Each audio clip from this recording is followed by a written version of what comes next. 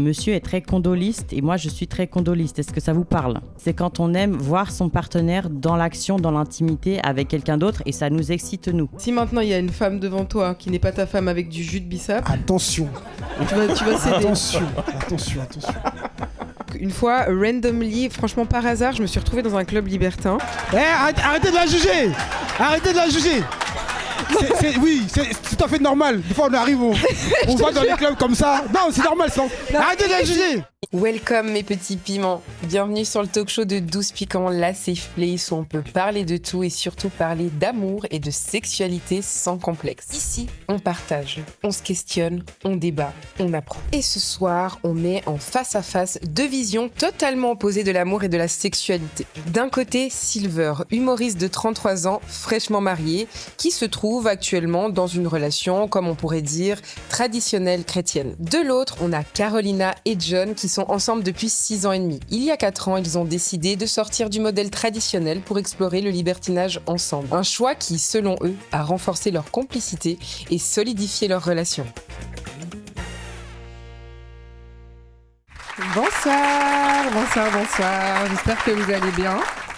Tout le monde va bien, ça va. La salle est chauffée. Et qui est parfait. Très beau feu de bois. Très beau feu de bois. Très beau, un feu de bois, hein, on aime ça. Très bien. Alors, pour commencer ce joli talk show, je vais poser une question donc à vous, mes merveilleux invités, et aussi au public. Donc, il va falloir participer. Je vais vous donner, une statistique et il va falloir me répondre si c'est vrai ou si c'est faux, selon vous. En France, environ 45% des mariages se terminent par un divorce. Vrai ou faux ? Qui vote vrai ? Levez la main.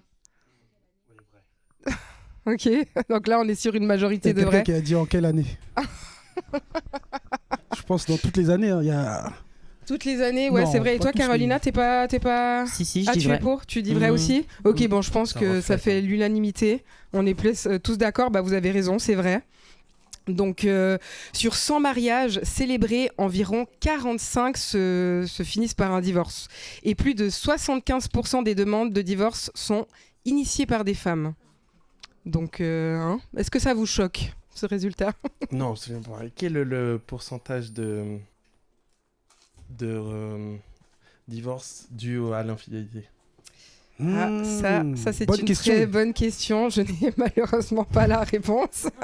Mais on va pouvoir potentiellement en débattre parce que justement, ma question c'est que si l'amour sacré est censé durer toute la vie, pourquoi il y a autant d'échecs ? Monsieur Silver. Ah, ok. c'est à vous que je pose la question. Non, on peut se tutoyer. On peut se tutoyer, ça va, merci. J'ai pas forcément là. Moi, je suis, pour me présenter simplement, je suis un humble chrétien. Je pense que si je dois répondre à ta question, pourquoi l'amour sacré, là tu parles de l'amour chrétien. Oui. Si pourquoi ça marche pas, parce que je pense avant tout d'être chrétien ou quoi, qu'ils sont des humains. Ouais. Et après, dans la foi, on va pas te dire t'es totalement transformé. Tu restes avec des réalités qui font que deux humains dans une pièce, même si ils croient en Dieu, c'est pas facile. Donc après, tu peux pas juger et dire ça va marcher pour tout le monde. Il y aura des couacs, il y aura des obstacles et pour certains la foi l'aide, le motif qui font que ça a réussi, et pour d'autres c'est plus dur. Donc et ils divorcent. Donc voilà, je pense que c'est la bonne explication. Voilà. Très bien, merci beaucoup. Donc voilà. Très bien. Et vous avez une petite idée de pourquoi il y a autant d'échecs finalement ? Personnellement, je pense que des fois, les gens se mettent ensemble pour se mettre ensemble sans vraiment connaître la personne. Ok. Et après, je pense aussi qu'on est dans une société où on veut tout le temps du nouveau et qu'en fait, la vraie dévotion à l'amour, en fait, n'est pas assez valorisée. Et du coup, beaucoup de personnes ne sont pas prêtes à se battre pour faire perdurer cet amour. Ok, c'est mon opinion. C'est très joliment dit. Ce que je peux rajouter aussi, je pense qu'il y a aussi peut-être aujourd'hui un problème de modèle. C'est-à-dire que notre société, elle a évolué, mais le modèle n'a pas bougé. Et je pense qu'on pourra en débattre. C'est justement la question que j'avais ensuite. C'était est-ce que le mariage, le mariage religieux est adapté au monde d'aujourd'hui finalement ? Ça dépend pour qui. Ouais. Ça dépend pour qui. On est tous différents. Donc, ça dépend après ce qu'on veut dans son mariage et quelles sont les règles dans le couple. Ouais. Oui, voilà, c'est-à-dire effectivement que le modèle que nous, on est là, qu'on peut représenter aujourd'hui, c'est pas le modèle de solution. On n'est pas là pour dire ça, mais effectivement, je pense que ça peut être une porte d'entrée, une échappatoire pour éviter, peut-être pour faire remonter un peu certaines statistiques de séparation. Ouais. Ouais. Ok, et puis toi, Silver, tu penses quoi de ça? Est-ce que tu penses que le mariage religieux est adapté à notre monde d'aujourd'hui? Notre monde connecté? Je pense que ça dépend, ou je dirais d'une certaine manière oui. Pourquoi? Parce que, après, dans quel monde on vit? Parce que je pense dire le monde d'aujourd'hui, c'est vaste. Tu vois. Alors et, oui, c'est vaste. Vois, mais... Et le monde d'aujourd'hui fait que, ok, en tout cas pour ma part, je suis chrétien, je vis dans le monde, je ne suis pas déconnecté de ce qui se passe. Maintenant, après, est-ce que moi, je sais faire la part des choses dans ce monde, tu vois, pour avoir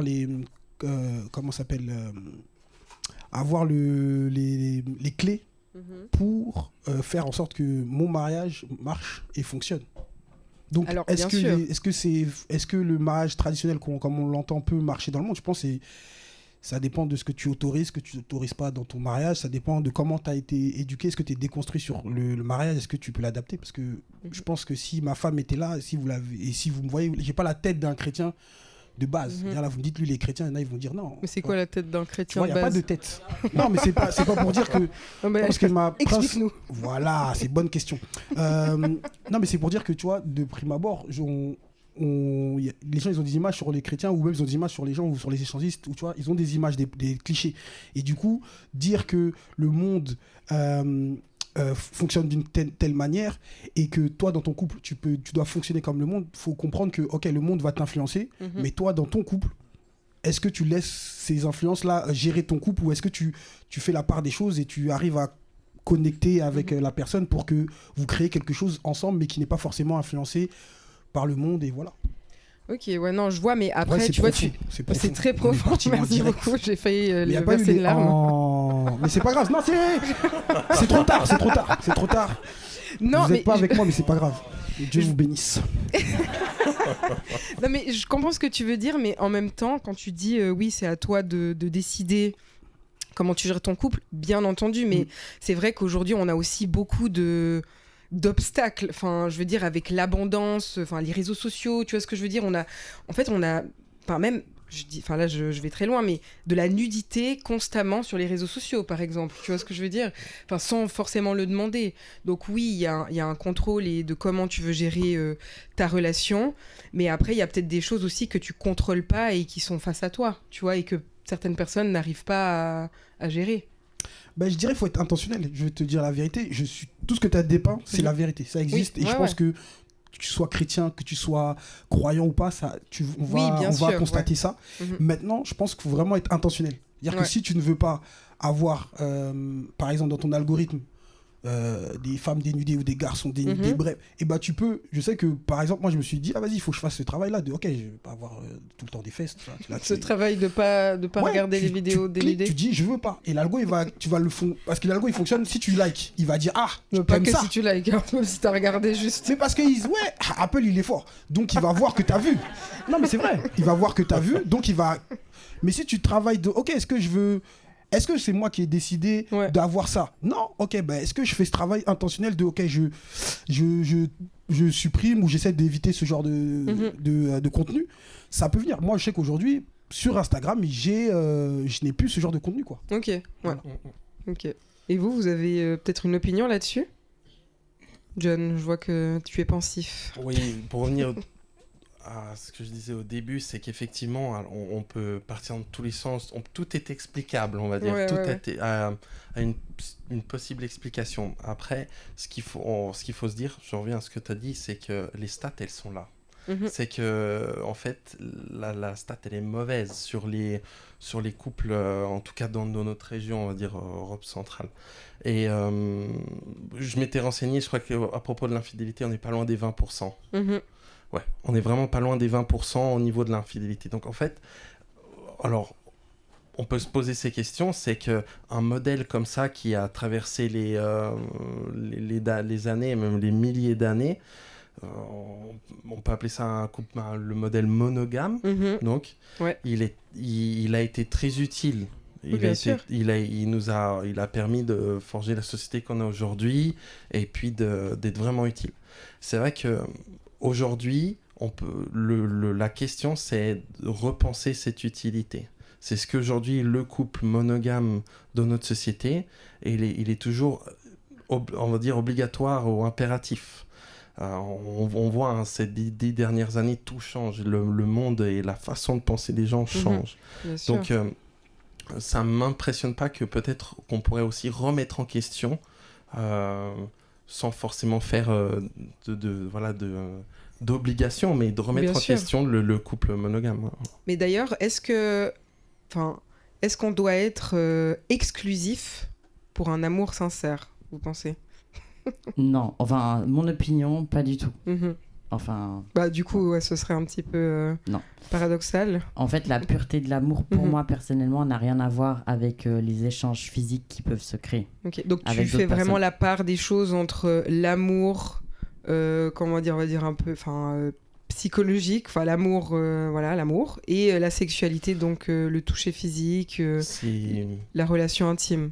C'est même une des, on va dire, des bases essentielles du milieu libertin. C'est vraiment de faire la séparation bien distincte entre le sexe ou la sexualité et l'amour. On sépare, on met une vraie séparation là, à ce moment-là.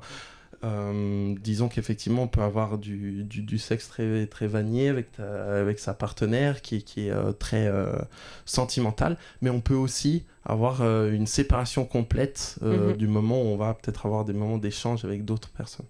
Bien sûr, on en parlera aussi plus en détail plus tard, mais là Silver, toi qu'est-ce que tu penses de ça ? Tu penses qu'il faut être exclusif pour être sincère pour l'amour ? Dans ma paroisse, c'est... Je vais pas commencer à dire non, tu peux aller voir ailleurs.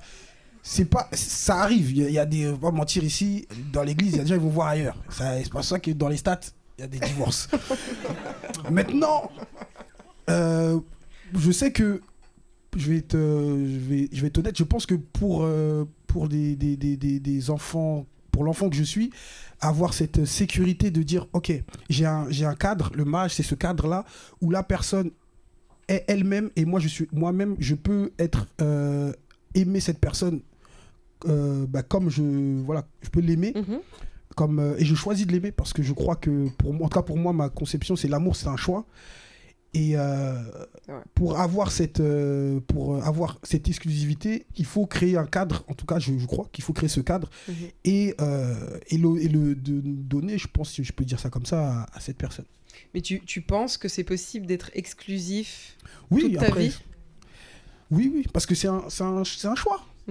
Tu choisis. Tu contrôles, finalement. Tu contrôles tant que tu peux. Après, je pense que c'est aussi beaucoup comment tu es.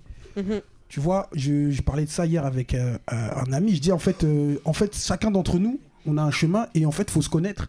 Il faut connaître nos... Moi, je dis, il faut connaître ses vices. Voilà, il faut savoir, toi, c'est quoi dans ta vie qui... Tu sais que, par exemple, moi, quand il y a du jus, voilà, c'est dur. Quand il y a du jus, quoi, de biceps ? C'est un de mes vices. C'est le biceps. T'as vu, non, quand j'ai demandé. Voilà.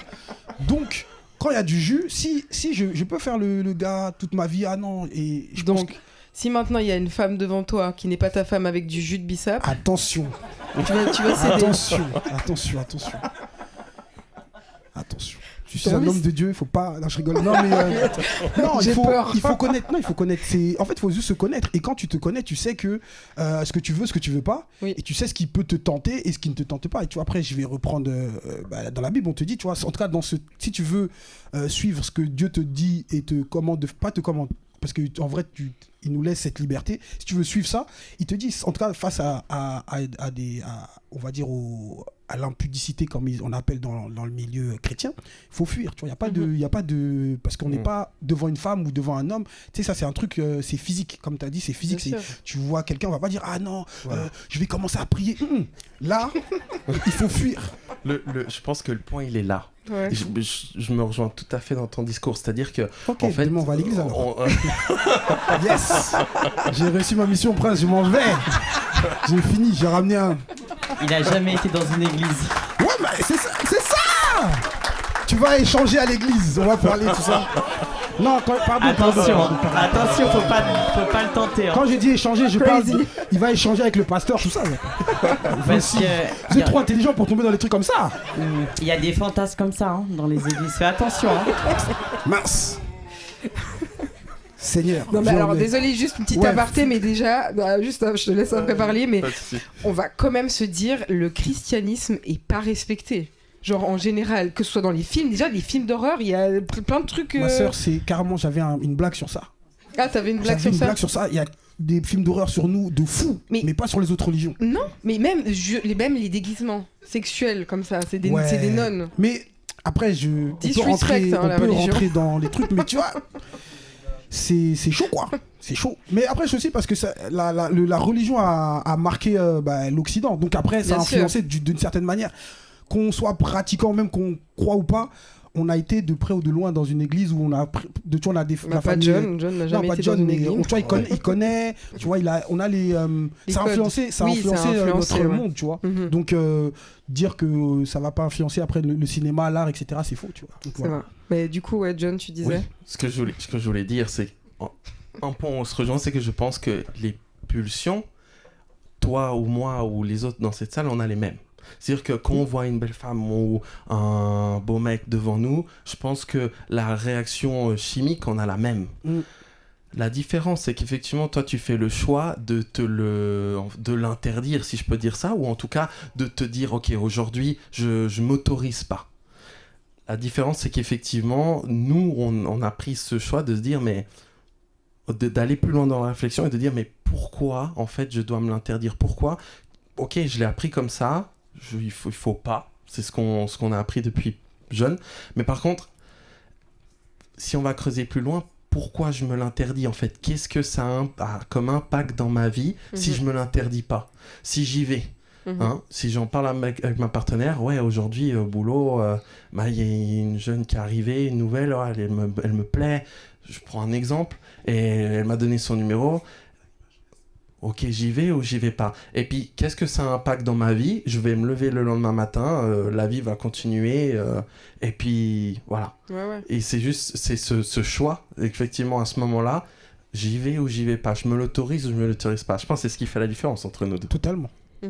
Oui, bah après c'est aussi par rapport à la mentalité, quelle limite vous vous êtes posé avec votre partenaire finalement, parce que comme tu le disais, est-ce que j'y vais pas, bah, les répercussions c'est que potentiellement ta partenaire le prenne mal si tu le fais et tu lui le dis ensuite quoi, donc c'est ça. Mais d'ailleurs je vais mettre une petite situation et Silver tu vas me répondre comment tu réagirais. D'accord. Si maintenant, Je prie, pardon. C'est trop rapide. vous êtes amoureux, quoi. Dans ton couple, tout va bien. Et aujourd'hui, ta partenaire te dit je t'aime, mais je ressens du désir très fort pour quelqu'un d'autre. Qu'est-ce que tu dis ? Qu'est-ce que tu fais ? Comment tu réagis ?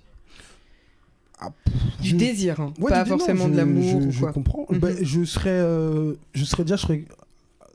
Moi, je serais content qu'elle me le dise, tu vois. Que ce soit pas quelque chose qu'elle cache, Mhm. qu'elle garde.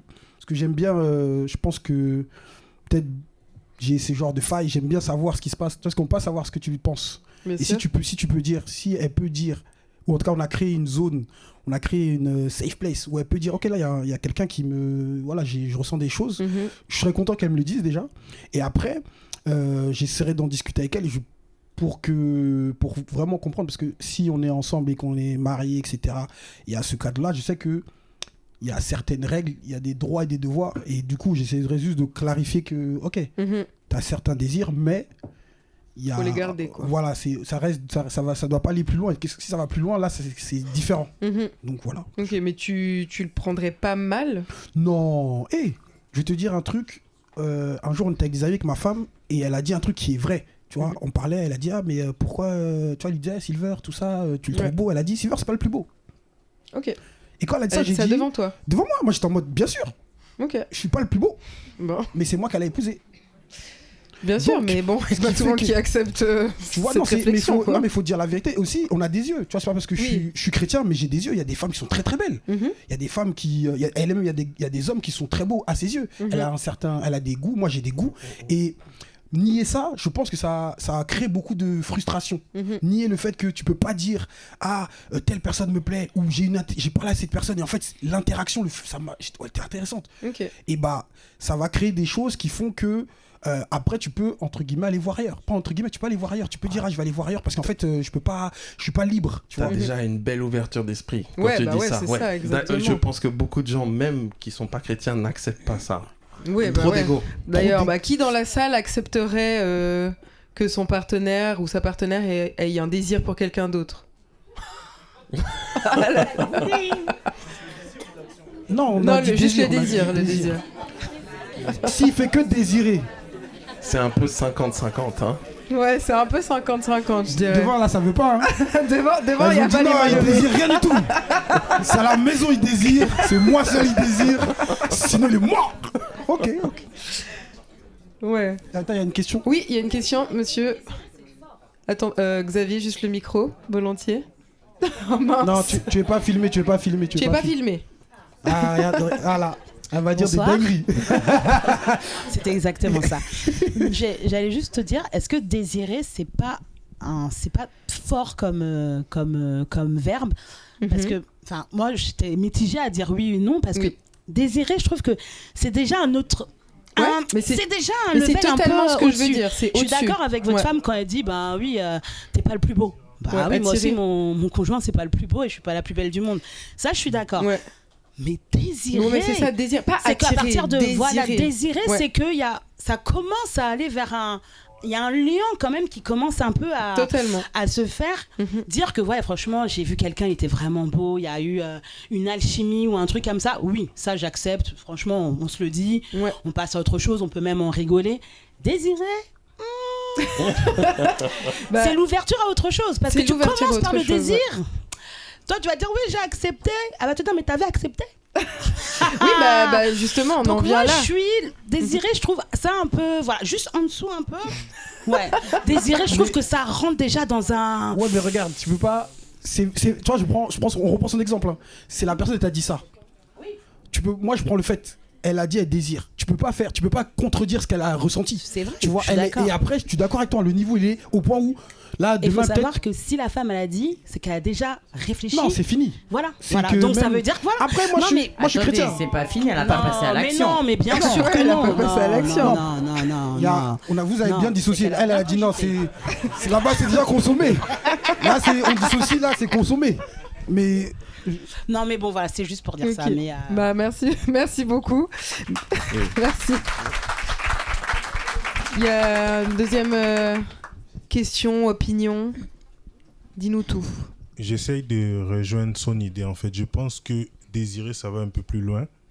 Et on ne parle pas de ta réaction si la personne désire.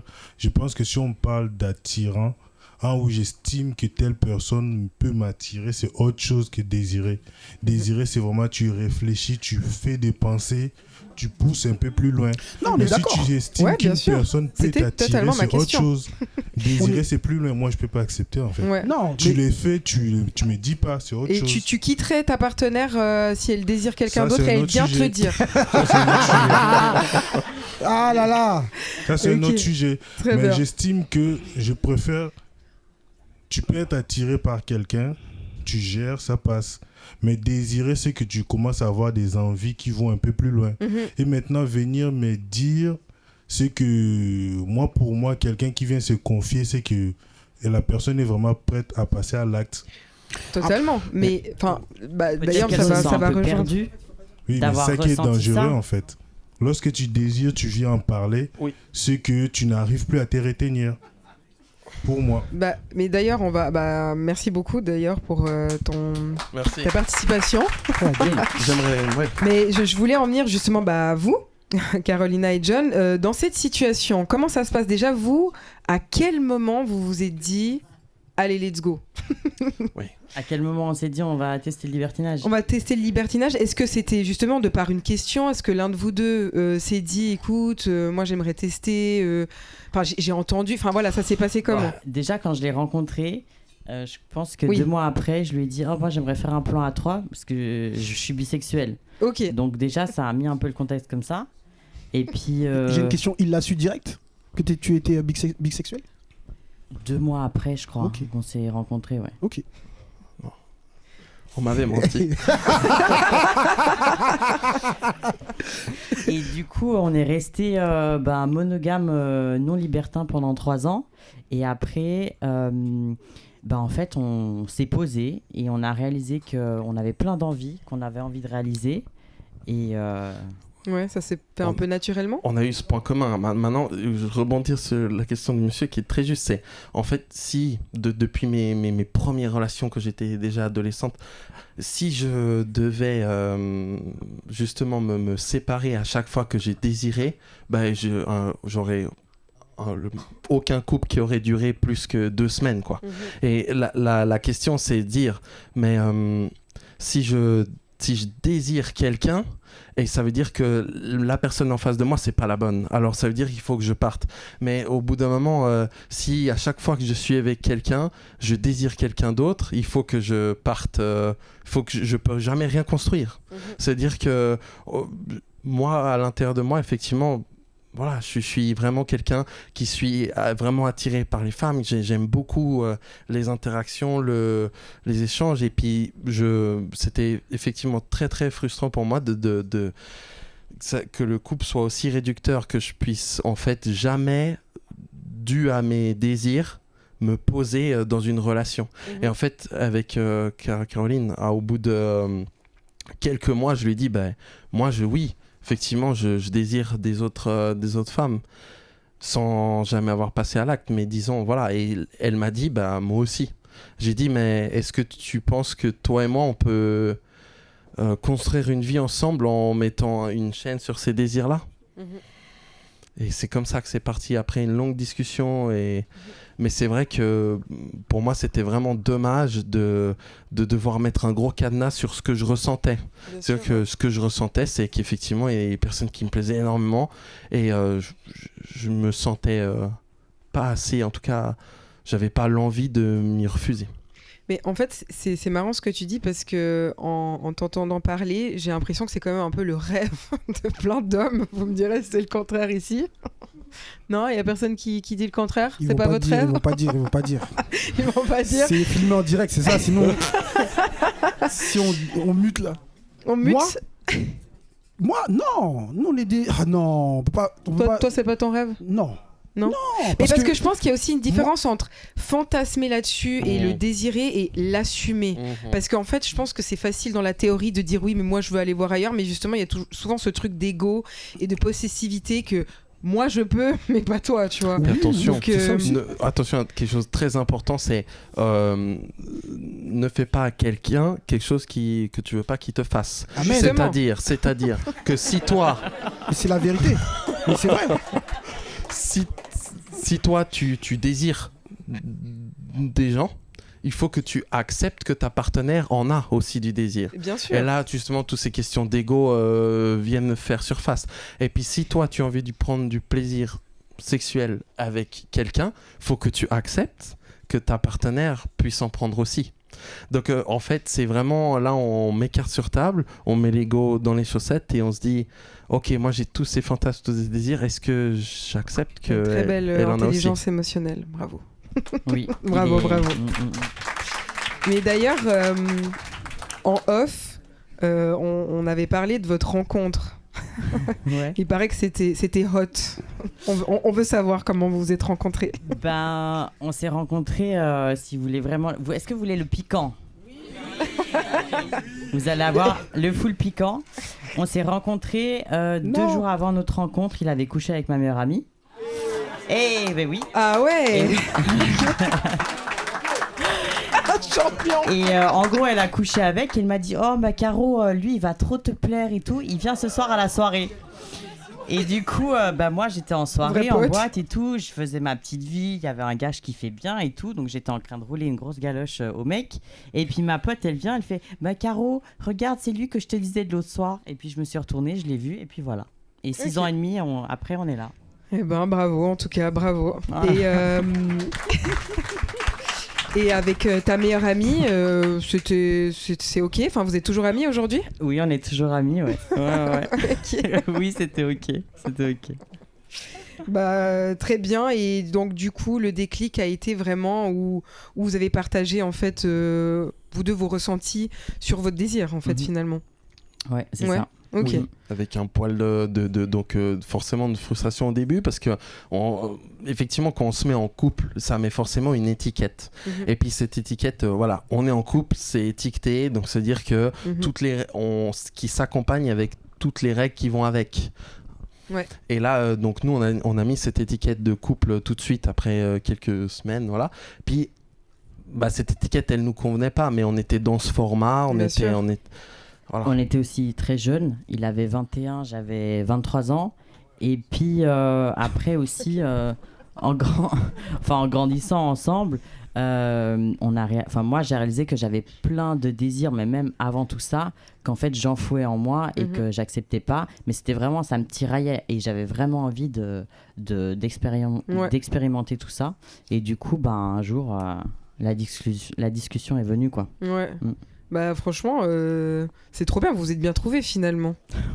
Donc ça c'est cool. Et d'ailleurs, quand vous parlez d'étiquette, comment vous avez vécu par exemple le regard des gens ? C'est pas facile. C'est pas facile. Mais d'ailleurs, avant que vous répondiez, Silver, toi, t'as quoi comme regard sur les personnes Tu peux dire la vérité. Non, je vais te dire la vérité. Sois honnête. En vérité, je vous le dis. Non. Mais non. En tant que chrétien, quand vous échangez sur le fait que vous allez vous séparer la sexualité et l'amour, et qu'après vous avez eu la discussion de ok, on va aller voir ailleurs, mais chacun on est comme tu as dit, on fait ce qu'on aimerait que l'autre nous fasse et on aimerait que ça se fasse comme ça. En tant que chrétien, moi je vais pas dire c'est bien ce que vous faites, dans le sens où là c'est un jugement de valeur sur ça. Maintenant après parce que en tout cas dans la Bible on t'explique qu'il y a un cadre et que quand tu fais l'amour, tu fais l'amour dans le cadre, parce que ça nous dépasse en fait. Et après il y a le côté spirituel. C'est pour ça que au début, je pense que comme j'ai grandi à l'église, mais j'ai pas été tout le temps chrétien, tu vois. Donc c'est pour ça que je vais être honnête, c'est qu'il y a quand tu comprends un peu cette partie spirituelle, tu comprends qu'il faut pas négliger. En tout cas, je crois que tu peux pas négliger le cadre et pourquoi on te demande et pourquoi on a entre guillemets fait des raccourcis en disant faut pas le faire. Parce que souvent on n'a pas éduqué les gens, on leur a pas dit pourquoi faut pas le faire. Et c'est ça qui fait la différence. Parce qu'on va être frustré parce qu'on nous a pas dit pourquoi et on a 35 ans mais on est des adultes et on nous dit t'as pas le droit de faire ça. Non, si on t'explique pourquoi, je pense que ça on verrait un peu mieux pourquoi entre guillemets la religion, le christianisme a donné ces règles-là. Voilà, ou cette règle-là qui, comme tu as dit, pas toujours respectée. Donc, Non, bien sûr. Mais d'ailleurs, vous pouvez... Excusez-moi, j'ai une question. Parce que tout le monde se posait la question, je pense. Est-ce que du coup, vous avez fait un plan à 3 avec ton ami, du coup ? Ah ouais. Et écoutez, cet ami, en fait, ne m'attirait pas en tant que femme, donc non, jamais. Voilà, et c'était pas mon type de femme. Donc non, jamais de plan à 3 avec elle. Mmh. Et John, c'est qui décide finalement quand vous faites un plan à 3 C'est les deux ? C'est les deux. Après, c'est donc plutôt elle de manière. En fait, le truc, c'est que quand on fait un plan à 3, il faut que les personnes nous plaisent aux deux. Sûr, donc voilà. Donc trouver le match, c'est assez compliqué. Assez compliqué. Et puis, j'ai une question. Est-ce que c'est aussi compliqué que choisir le film en couple ou manger ? Genre choisir le plat qu'on va manger, c'est pareil ? Ça, c'est encore plus compliqué. Ah, d'accord. J'imagine. Donc on se rejoint sur ça, la nourriture, là, trouver le... Ok. Ouais. Okay, mais non, d'ailleurs... Je m'enlève une épine, alors. C'est vraiment le truc... Je vous laisse répondre, justement, sur, ce qu'on pense de vous finalement. Est-ce que ça a été dur de supporter ça? Même comment vous l'avez annoncé? Est-ce que vous l'avez annoncé à votre entourage? Du coup, moi je suis sur les réseaux et j'ai un podcast aussi. Donc évidemment, là, toute la planète est au courant. Et en fait, j'ai aucune honte. Ça fait partie de mon identité. Et en fait, c'est moi. Donc j'ai pas honte d'être moi. T'as pas honte, bravo. C'est beau, c'est beau. Oui, aussi quelque chose qu'il faut dire, c'est qui se ressemble, s'assemble. C'est-à-dire qu'il n'y a pas eu d'annoncement, mais au fur et à mesure aussi Caro a fait son podcast aussi, tu fais la confidence à quelqu'un, puis au bout d'un moment, ça se sait.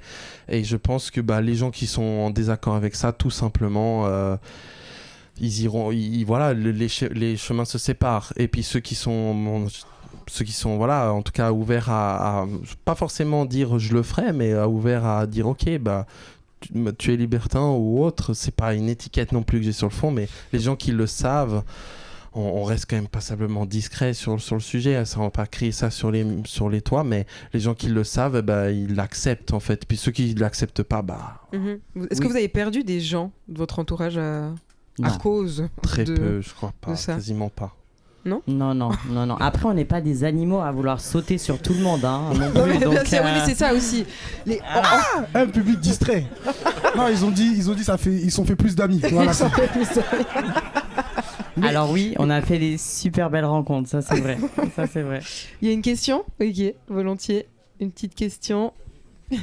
C'est moi qui ai dit encore plus d'amis. Il est fier.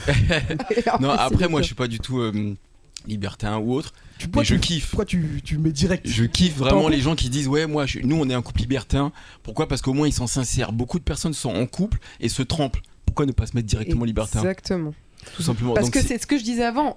Beaucoup de personnes ne l'assumeraient pas. Exact. Surtout les hommes, nous on veut pas. On veut bien que si c'est une femme, entre guillemets. Ouais, mais les hommes en général ils vont dire ah non, un autre homme non. D'ailleurs c'est ma question. Est-ce que vous êtes attiré juste par les femmes ou par les hommes aussi d'autres hommes? Je vais expliquer vite fait un petit peu du coup nos règles, parce que dans le monde du libertinage, chaque couple a ses propres règles. Donc monsieur est très condoliste et moi je suis très condoliste. Est-ce que ça vous parle? Ok. Donc condoliste, c'est quand on aime voir son partenaire dans l'action, dans l'intimité avec quelqu'un d'autre et ça nous excite nous. D'accord, donc les deux on est comme ça, autant avec donc lui il est hétérosexuel, mais moi j'adore le voir avec d'autres femmes, et lui évidemment il aime me voir avec d'autres hommes et d'autres femmes.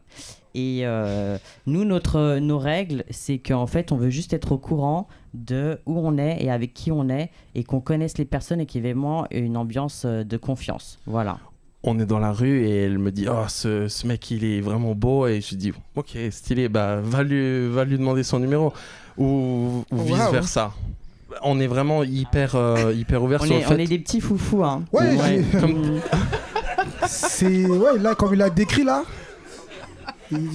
C'était une anecdote un peu comme ça croustillante, mais c'est pour dire que effectivement ça va dans les deux sens, comme j'ai dit avant en fait, c'est que on accepte les désirs de l'un ou l'autre, c'est pas que effectivement comme parfois certains couples de petits curieux, on va faire un plan à 3 seulement avec une fille une fois et puis on n'accepterait pas le contraire. Non, je pense effectivement c'est voilà. Le plan à 3 avec femme homme, c'est vrai que ça vend du rêve.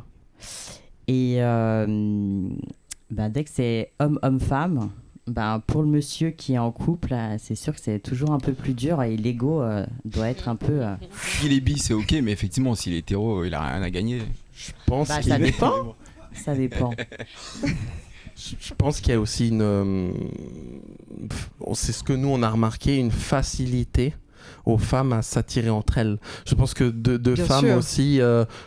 c'est ce qu'on a remarqué, je fais pas de généralité, mais les femmes s'attirent vachement plus rapidement entre elles, et puis il y a beaucoup souvent on va dire quand on dit de femmes bisexuelles qui le temps d'un soir. Non mais c'est de toute façon, comme disait quelqu'un dans le public, c'est moins tabou finalement. Enfin, je veux dire, les femmes déjà elles sont beaucoup plus catégorisées dans le sens où elles sont beaucoup plus sensibles, sensuelles.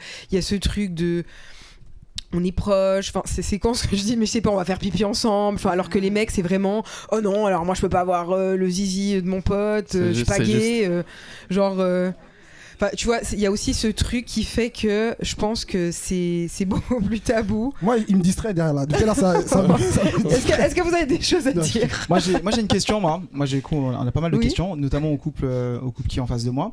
Personne pour Silver. Ah, Silver, là, désolé. Hein, moi, ça me dérange pas. Il n'y a rien de nouveau sous le soleil que tu nous apprends. Là. Non, je rigole, je t'embête. Le couple, en tout cas, félicitations à vous, justement, de nous faire partager quelque chose qu'on connaît peu, pour le coup.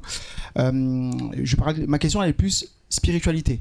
Aujourd'hui, on est une génération, une population assez éveillée, où on fait un peu attention à l'énergie. Et on sait tous qu'aujourd'hui, la sexualité, le sexe, c'est une énergie. On parle d'énergie sexuelle. Est-ce que vous n'avez pas peur, justement, d'avoir trop de mélange de flux, trop de mélange énergétique, et que à un moment donné, ça peut faire un dérèglement? Et quel est, du coup, vous, deuxième question, votre point de vue par rapport, du coup, à l'énergie sexuelle? Voilà. Alors, lui et moi, on n'a pas forcément la même vision là-dessus. Mais moi, je pense que le transfert d'énergie, quand il y a de l'intimité, est très, très important. C'est pour ça que je vous ai dit, on n'est pas des animaux. Donc, avec les personnes avec lesquelles on coquine, d'accord, on les choisit très bien. Et typiquement, moi, si je ne ressens pas l'énergie de la personne, je vais jamais aller me forcer juste parce que je suis en club libertin ou parce qu'il faut le faire. En fait, pour moi, c'est hyper important. Voilà. Mais je pense que on serait très surpris des fois quand on accorde de donner son énergie à une autre personne qui n'est pas son partenaire, quand on a bien identifié l'autre personne, qu'en fait, ça fait un beau mélange. Je rebondis. Je suis entièrement d'accord avec ce que tu dis. L'énergie, elle est au centre. C'est-à-dire que c'est pas juste de la mécanique, c'est pas juste du sexe vraiment qu'on peut voir par exemple dans les contenus, etc. Quand on partage avec une autre personne, c'est pas un sexe tarifé ou autre, vraiment. C'est vraiment deux énergies qui se mélangent. Et c'est pour ça, effectivement, qu'on sélectionne les personnes avec qui matchent, en fait. Souvent, c'est ça, il y a quand même des discussions, des échanges au préalable. Et puis, effectivement, à ce moment-là, on ressent un désir, comme on disait avant, on désire. Puis là, on peut aller plus loin. Et puis, oui, effectivement, peut-être que, effectivement, toi, Carole, et c'est encore plus important, nous les hommes, parfois on ressent un petit peu moins ça, on peut aller un peu plus sur le physique, on va dire, mais c'est vrai que ce qui est exceptionnel, c'est que personne n'est pareil. Et ça, c'est-à-dire qu'on peut coucher avec des centaines d'hommes ou des centaines de femmes, ça ne sera jamais la même chose. Chaque personne apporte son énergie, sa façon d'être, et puis voilà. Et c'est pour ça que c'est sans fin, parce que on peut consommer, mais toujours avoir quelque chose qui est propre au moment passé. Et on se souvient de chaque personne, chaque moment passé unique. Ouais. Et je finis là-dessus. C'est jamais mieux ou moins bien. C'est que c'est toujours différent. C'est-à-dire que je dis jamais c'est quoi, souvent on me pose la question, c'est qui ton meilleur coup, alors est-ce que c'est ta femme ou pas? C'est une question qui est très difficile à répondre, c'est quasiment impossible, parce qu'en fait chaque personne est différente. Ma femme, elle m'apporte quelque chose qui est complètement différent des autres personnes. Ok, waouh. Là, c'est le moment de faire oh. Voilà. Très intense en tout cas, bravo. Est-ce que ça a répondu à ta question? Très bien. D'ailleurs, j'ai une petite anecdote, un autre vrai ou faux. Il y a une autre question. J'en avais une juste avant. Pardon. Merci. Et du coup, moi, j'ai une question très simple, c'est est-ce que vous avez des problèmes de couple, du coup? Parce que le fait si on écoute nos désirs et que vous donnez la liberté d'assouvir vos désirs, du coup, on a plus de liberté dans le couple. Et donc, est-ce que vous avez des problèmes par rapport à ça? Alors, pas par rapport à ça. Le seul problème qu'on a, c'est les chaussettes qui sont pas dans le panier à linge. Et le lit qui est pas fait. Non, mais honnêtement, c'est vrai. C'est vrai que ça enlève un poids, quoi. Du coup. On reste des humains, c'est-à-dire que parfois on s'énerve, il y a des histoires, mais c'est vrai que par rapport au thème de la sexualité, on n'a pas de problème. Non, on n'a pas de problème. Après, nous, ça fait quand même 4 ans qu'on est dans le milieu du libertinage et on a commencé à notre rythme, par étapes. Et puis maintenant, on a vraiment trouvé notre équilibre. Donc, en tout cas, le sujet du libertinage n'est pas un sujet de discorde. Et du coup, les désirs, oh non, j'ai envie de lui, j'ai envie d'elle, non plus. Ok. Très bien. D'ailleurs, je vais rebondir sur les plans A3. Donc, tu parlais de plan A3. Je vais poser la question à tout le monde. Donc, je vais également vous donner une statistique. Il faudra me dire si vous pensez que c'est vrai ou si c'est faux. Donc, selon une étude sur les fantasmes, environ 10% des femmes et 60% des hommes ont exprimé un fantasme de plan A3. Est-ce que vous pensez que c'est vrai ou que c'est faux ? C'est combien ? 60%, t'as dit 10% de femmes et 60% d'hommes. Je Qui pense vote que c'est... Enfin, qui vote vrai ? Levez la main. que c'est plus élevé que ça. C'est une minorité, ok. C'est plus élevé que ça, non ? Ouais. Moi, je pense qu'il y a plus de femmes. Ouais, plus de femmes, ouais. Waouh, ok, vous êtes fort, hein. En tout cas, vous avez raison, c'est faux. Parce qu'il y a... Actually, j'allais parler en anglais, pardon. Il y a 40% de femmes et 37% d'hommes. Mais donc... oui, les femmes ont plein de fantasmes aussi, on a le droit. Hein. Petites coquines, les femmes. je pense même... C'est mon expérience personnelle, j'ai pas les stats, mais je pense même que les femmes ont souvent moins d'ego. Ouais. Et je pense que ces fantasmes sont plus accessibles, enfin, sont plus autorisés. Et souvent, les hommes vont mettre un stop, en fait, pour une question d'ego, souvent. Mm-hmm. Oui, mais si c'est avec 2 hommes, j'ai l'impression que si c'est avec 2 femmes, ils sont tous ouverts. Hein, Là, tout d'un coup, hein, ils sont tous super chauds. Oui. Tu vois ce que je veux dire ? Donc, d'ailleurs, je vais poser la question, qui dans la salle serait d'accord de faire un plan à 3 avec 2 hommes et 1 femme ?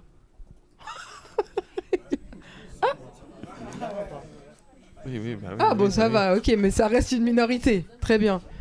Et 2 femmes et 1 homme ? Là, tout le monde ? Ah non, même pas. Ok, il y a des gens qui sont contre. Mais il y a plus déjà. Donc on voit que, voilà, en fait, ça a changé. Vous allez recevoir des DM. Ouais, j'ai levé la main. J'avais une question. Oui, question ? C'était par rapport à l'énergie sexuelle qu'il avait abordée. Et par rapport à la vision traditionnelle, on va dire l'énergie sexuelle, c'est une safe place entre les 2 personnes. Et qu'on appelle souvent, qu'on a une vision que c'est un peu l'ordre. Et là, vous nous apprenez que dans un autre cadre, il y a aussi de l'ordre que vous choisissez. Et du coup, je me demandais, est-ce que par rapport dans votre vie en général, dans vos projets, est-ce que vous avez plutôt une vie organisée ou bien quelque chose qui s'éparpille par rapport à l'énergie du coup ? C'est pour qui la question ? C'est pour eux. Ah. Alors, comment ça par rapport à l'énergie ? Est-ce que on a... Tu peux répéter ? C'est-à-dire, dans la vision traditionnelle, l'énergie sexuelle, c'est l'ordre, donc c'est quelque chose, on a une vie plutôt organisée, quelque chose avec une personne qu'on construit, qu'on va très loin, et qu'on n'a pas une sexualité conventionnelle, on a plutôt une vie désorganisée. Et donc, vous dites que finalement, vous, en fait, non. Et du coup, je voulais savoir... écoute, notre vie, je la dirais organisée à notre échelle. Après, nous, ça fait 6 ans et demi qu'on est ensemble et que l'amour fait que grandir. Donc... Ça vous éloigne pas finalement Mais oui, effectivement, je dirais organisé dans le sens où on a les deux, on est les deux insérés dans une vie bien conventionnelle, dans le sens où on a les deux un travail même les deux à 120%. On a une vie en dehors du libertinage, c'est-à-dire une vie sociale développée. Et puis on a dans une vie tout ce qui est plus classique. Par contre, effectivement, le samedi soir, on fréquente pas les mêmes endroits. Mais à part ce soir. mais oui, la vie, je pense, est organisée. Et la safe place que tu mentionnes, on l'a. On a nos moments à nous et je pense qu'ils sont essentiels, ces moments. Si on les a plus, on a déjà expérimenté que ça devient compliqué entre nous. C'est-à-dire qu'on a besoin de cette safe place entre nous aussi. Elle est importante pour s'organiser aussi entre nous, t'as raison. Mais effectivement, en dehors de ces moments-là, voilà. Ok. Et j'ai une question pour Silver. Est-ce que tu penses qu'on peut avoir la foi et être libertin ? Non. Non ? Non, parce que si tu te bases sur ce qui... Après, on va être très, très, très pragmatique. Si on regarde ce qui est écrit et que on te demande de respecter ton prochain et que c'est dans le cadre du mariage, il y a des règles à respecter et que tu crois à ces règles et que tu les appliques, tu peux pas après aller dire moi en tant que chrétien, je vais aller voir, je te le dis ou quoi que je vais aller voir une autre femme. Voilà. Parce que là, après, tu n'es plus dans le cadre. Ouais. Et après, là, on rentre dans, comme il a dit, Prince, tout ce qu'on connaît, mais c'est l'impudicité, la fornication, etc. Ouais. Donc, dire que tu as la foi, et c'est-à-dire, je parle au sens, tu crois en Dieu, tu appliques ce qu'il te demande de faire, et dire après, je suis libertin, c'est-à-dire que ma sexualité, c'est moi qui dirige ma sexualité, c'est pas, ça marche pas ensemble. Parce que si c'est pas Dieu qui dirige ta sexualité, du coup, il dirige pas ta vie, donc du coup, t'es pas chrétien ou t'es pas croyant dans le sens où, parce que c'est ça que ça veut dire. En tout cas, c'est ce que je crois. Après, moi, j'aurais une question parce que, pour toi d'ailleurs, bien sûr, parce qu'en fait, dans le libertinage, il y a différentes catégories. Donc, vous savez, la société, elle adore les cases. Donc, il y a différentes cases. Par exemple, il y a ceux qui aiment juste faire de l'exhibitionnisme. Donc, ils vont dans les clubs pour rester dans l'intimité entre eux, mais pour que les gens les voient. Et ça les excite. Est-ce que ça rentrerait dans le cadre de ce que tu viens de dire ? Non, mais c'est une vraie question. C'est une très, très bonne question. Je dirais que on reste dans le cadre, tu vois, dans la Bible, il y a un verset qui dit que, tu vois, le mariage doit être honoré de tous, tu vois. Et non, mais dans le sens où honoré de tous, mais quand tu prends le verset, quand tu prends le contexte, on te dit, tu vois, on va dire, c'est pas, comment dirais-je, en tout cas, cette partie-là, ce mariage-là, comment c'est hiérarchisé ou comment dirais-je, comment c'est construit, c'est pas pour que ça soit exposé aux yeux du monde. Parce que tu vois, quand tu cherches et tu t'éduques sur ça, ou en tout cas comment, de ce que mes recherches ou de ce que j'ai appris, dans ce cadre-là, vous pouvez faire ce que vous voulez. C'est vraiment entre vous, il y a une limite, il y a pas de limite, vraiment c'est toi et ta partenaire, ou toi et ton partenaire. Maintenant, en dehors, quand tu veux faire entrer une troisième personne, là il y a quelque chose d'autre. Là, c'est plus lié, comment ça s'appelle, c'est pas que c'est plus chrétien, mais je dirais que c'est plus, tu rentres plus dans le cadre que la Bible te donne et que Dieu te donne. Et du coup, tu peux le faire. Dieu va pas te, s'il va, mais après ça. Mais faut être conscient de ça. Si tu dis ok, je suis chrétien, ça veut dire plein de choses. Tu vois, par exemple, si, comme vous avez dit, vous êtes libertin, tu peux pas me dire je suis libertin, mais il peut pas aller voir autre part. Tu vois, ça serait bizarre. Tu dis je suis libertin, mais lui il peut rien faire. Tu vois, c'est plus ok, je suis chrétien. Il y a certaines règles, il y a une façon de faire, il y a une façon de vivre. La foi, c'est ça, selon la Bible. Si ça me va pas, c'est pas grave. Comme tu as dit, c'est une étiquette, je peux l'enlever. Tu l'enlèves ou tu l'enlèves pas, mais en tout cas, si tu la mets ou si tu l'acceptes, et moi j'accepte cette étiquette, j'accepte ce cadre, j'ai compris le non, pourquoi il ne faut pas faire ça en dehors du cadre, ça me convient. Voilà. Ce que je remarque là, en fait, c'est qu'en fait, il n'y a pas de... Finalement, il y a deux oppositions d'idées très fortes, mais qu'avec un peu de réflexion et d'intelligence, en fait, on arrive à se comprendre. C'est-à-dire que je comprends tout à fait ta vision, et puis, parce qu'effectivement, on n'a pas la même façon de voir les choses, mais quand tu l'expliques, ça me paraît totalement logique. Et puis, j'espère que mon explication est aussi en un sens. Et c'est là où en fait on se rend compte que il n'y a pas un qui est juste et l'autre qui est faux. Non, bien sûr, c'est pas le but. Et c'est ça en fait souvent qu'on voit sur les réseaux, quand on parle de ça autour d'un bar, c'est que souvent il y en a un qui a juste, un qui a faux, et il y a une vision qui est bonne et l'autre mauvaise. Et en fait, ce qu'il faut dire, c'est que c'est juste deux façons de mener sa vie.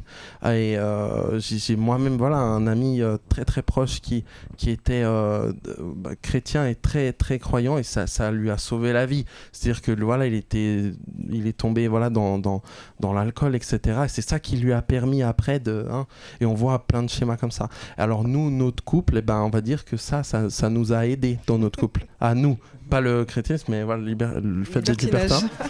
Et je pense que là, on comprend. Non, rien.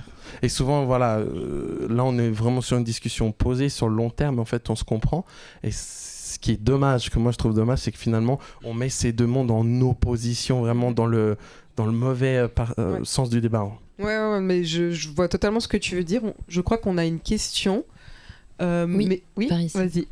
Moi, j'avais une question pour vous, le couple, du coup, libertin. Vraiment personne pour toi, Silver. Hein. Ouais, non, c'est pas grave.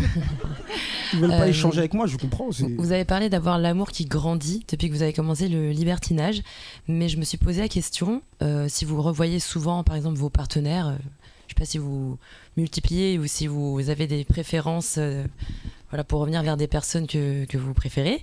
Et en fait, ma question, c'est est-ce que vous n'avez pas peur de vous éloigner ou de tomber amoureux avec ce flux, justement? Parce qu'en fait, effectivement, il y a, je vais parler avec un peu des mots crus, il y a faire l'amour et il y a baiser. Donc, voilà. Mais par contre, il y a quand même un flux qui... Il a pensé à l'algorithme.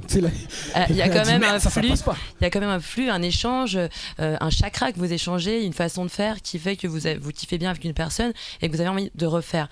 J'imagine que vous voyez, vous discutez, il y a des échanges aussi, il n'y a pas que du physique. Mais à quel moment cette frontière n'est-elle pas dangereuse pour votre couple? C'est toujours une question de choix, en fait. Oui, peut-être qu'on va coquiner avec quelqu'un et que ça va être très intense, mais lui comme moi, on sait très bien faire la part des choses.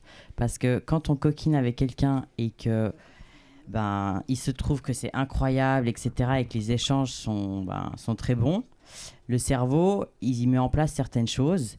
Et c'est sûr que si on n'est pas bien posé et ancré en soi, ça peut être un peu confusing. Ça peut, je sais pas comment on dit en français. Ouais, ça peut te... Je te félicite vraiment pour ta question parce qu'elle est extraordinaire. Moi, c'est exactement le point, on va dire, où pas mal de personnes dans ce milieu, on va dire, flanchent. C'est-à-dire que c'est vraiment, comme elle a dit, une question de choix. Hein. C'est vraiment à chaque fois, en fait, tu fais un choix. C'est-à-dire que il peut arriver à un certain moment que tu vas rencontrer un couple ou une femme seule, peu importe, où il va y avoir une alchimie particulière, très très forte. Et puis en plus, le fait que ça soit nouveau augmente encore plus le on a tous connu ces 3 premiers mois ou peu importe, qui sont très très très intenses. Et on peut vivre ça aussi dans ce milieu-là, où finalement après, on va, en plus de l'alchimie sexuelle, on va tisser un lien d'amitié. Peut-être qu'on va les voir faire des restos, discuter, même éventuellement peut-être parfois partager des week-ends, etc. Et à ce moment-là, effectivement, ça peut devenir perturbant. Et à ce moment-là, en fait, il faut se poser les bonnes questions. Tu as construit une relation de confiance, la personne te connaît, ça fait X années que tu es avec. Est-ce que toi, aujourd'hui, qu'est-ce qui te tient à cœur? Est-ce que ta relation, elle a une importance? Est-ce que ta compagne vraiment est importante pour toi? Est-ce que la relation que tu as construite est importante pour toi? Ou est-ce que tu vas tout envoyer péter juste parce que tu as une sensation très forte pour une personne? C'est ce que j'ai dit au début, c'est-à-dire que si en fait tu te laisses aller juste par tes sensations comme ça, mais tu changes toutes les 3 mois de partenaire et puis en fait tu construis rien. Le couple libertin, c'est construire quelque chose avec quelqu'un en s'autorisant effectivement ces moments très forts, mais en faisant le choix de rester avec ta partenaire. Et après, dans le milieu libertin, il y a beaucoup de gens qui font que du one-shot. Du coup, par peur, justement, d'être dans des cas de figure où on n'arrive pas à faire la part des choses. Parce que beaucoup de personnes, en fait, confondent l'intensité, le pur plaisir sexuel, avec, justement, l'amour. Quoi. L'amour, ouais. Et du coup, voilà, c'est pour ça que beaucoup de libertins font que du one-shot, que en club libertin. Des fois, ils connaissent même pas le prénom des personnes, ou des fois, il y en a qui embrassent même pas pour que ça garde une certaine barrière, etc. Mais vous vous êtes jamais demandé, oui, je préfère faire ça avec elle, et limite, vous comparez en fait. C'est ça le côté un peu jalousie, le côté comparatif pas de performance, mais enfin, il y a cette frontière-là aussi qui est un peu dangereuse, non? Excel, tout ça. Nous, on part vraiment du principe, depuis le début, que chaque être humain va nous apporter quelque chose de différent. Et qu'en fait, la comparaison n'a pas lieu d'être. C'est un corps différent, c'est une bouche différente, c'est une énergie différente. Et en fait, depuis le début, on l'a accepté. Donc, Mais oui, c'est vrai. Il va y avoir peut-être des mecs qui vont être vraiment top, d'autres moins bien, et puis pareil pour les femmes, etc. Et je pense que dans ce milieu-là, bien sûr, vous l'aurez compris, il y a besoin d'ouverture d'esprit. Mais il faut accepter, il faut vraiment mettre son ego en bas et accepter que tu peux pas être le plus beau, le plus intelligent, le plus endurant, le plus ci, le plus ça. Donc en fait, il faut accepter que ça se passe comme ça se passe et que ta partenaire, là c'est un point important, c'est que ton et ta partenaire, avant que vous étiez ensemble, elle a vécu des choses. Elle a peut-être eu des choses très intenses. Si ton couple pète, elle va vivre encore d'autres choses. Donc ça veut dire que tu partages peut-être, on va dire, c'est la moitié des couples qui se séparent. Donc une personne sur deux partage juste un moment de sa vie avec son partenaire. Et alors maintenant tu te dis, ok, je vais prendre ce partenaire, je vais l'enfermer. Et puis moi j'aime bien l'analogie de la laisse, c'est-à-dire je tiens mon chien en laisse et puis surtout je le laisse pas partir. Et puis je prends ma partenaire et puis surtout non, regarde pas, like pas sur les réseaux, fais pas ci, fais pas ça, etc. En fait tu tires sur la laisse, puis le jour où tu la lâches, qu'est-ce qui se passe? Là aujourd'hui, si je fais l'analogie, c'est qu'aujourd'hui on va ensemble dans le même chemin. Peut-être que nos chemins, j'espère pas, se séparer un jour ou non, mais en tout cas on n'a pas de laisse, c'est-à-dire que on est comme un accord on va dans la même direction sans se tirer ou voilà. Je pense que j'ai compris. Mais c'est franchement très profond ce que tu dis, bravo. Et vraiment déjà je te remercie de parler de ce monde-là comme ça, parce que ça montre aussi, ça prouve qu'il y a une réflexion, il y a de la profondeur. Vous n'êtes pas, comme vous dites, vous aviez dit avant, vous n'êtes pas juste des animaux qui veulent baiser à tout va. C'est plus que ça. Et moi dans tout ça je me pose quand même la question, est-ce que finalement le monde n'est pas hypocrite? Parce que justement, il y a beaucoup de séparation et il y a aussi beaucoup d'infidélité. Donc, est-ce que l'humain est vraiment fait pour être monogame, finalement? Moi, je me suis pas mal penchée sur la question. Alors, j'ai pas un PhD, je suis pas une experte, mais j'ai écouté pas mal de choses là-dessus. Déjà, c'est dans notre ADN de vouloir se reproduire avec le plus de personnes possible pour assurer la survie de notre espèce. Donc, il y a juste déjà ça. Ok, d'accord. Mais après, on en revient toujours à c'est quoi l'intention et la direction que je vais avoir dans ma vie avec mon partenaire. Et c'est toujours une question de choix, en fait. Donc, on a la chance en tant qu'être humain d'avoir un cerveau et une capacité d'introspection et d'esprit critique plus développée que juste des chats, par exemple. Donc, voilà.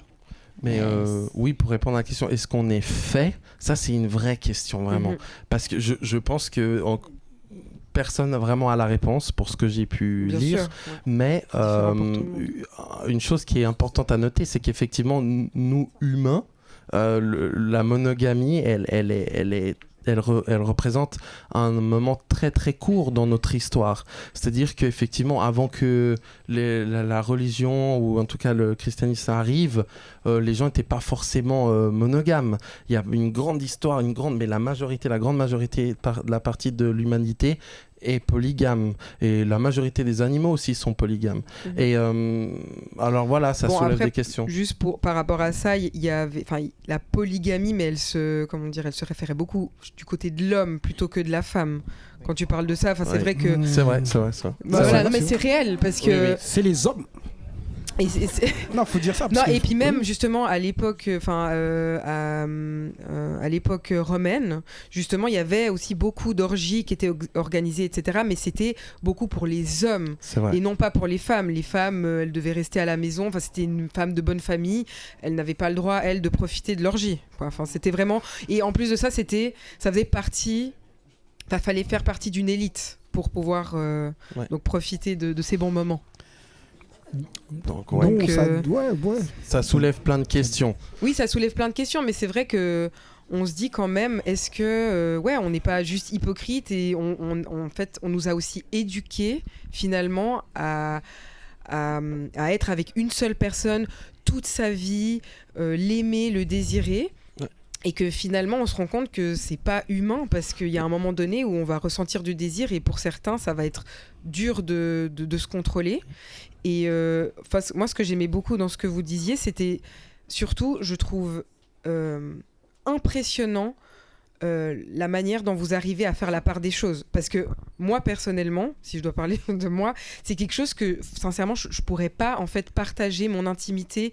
Enfin, je sais que si je suis en couple et je partage mon intimité avec quelqu'un d'autre, en fait, sans le faire exprès, je vais me détacher de mon partenaire. En fait, parce qu'il y aura un truc qui va faire que, ce truc-là, il est plus qu'avec lui. Et du coup, en fait, je pense que même inconsciemment, je vais plus l'aimer, quoi. Enfin, et c'est là qu'on dit, c'est vraiment pas fait pour tout le monde. Dans Exactement. Le sens, je pense que c'est pas, il faut pas faire une généralité. Je pense qu'il y a des gens qui vont tendre au libertinage parce qu'ils sont aussi plus aptes à faire. C'est comme on fait pas tous de la musique ou voilà. C'est-à-dire qu'on tend à certaines choses. C'est un peu différent de la musique. Un peu. Non, j'ai déjà fait de la musique, mais j'ai jamais fait un libertinage. Mais je te laisse j'ai une question encore. Non, te retombe pas, Silver, c'est toujours pas pour toi. Non, moi je sais pas pour moi. Hein. Vous avez marre de l'église, j'ai compris, c'est pas un problème. Non, pas du tout. Moi, on connaît déjà. Mais non, on est moins habitué à parler avec des personnes libertines. C'est pour ça. J'ai capté, t'inquiète.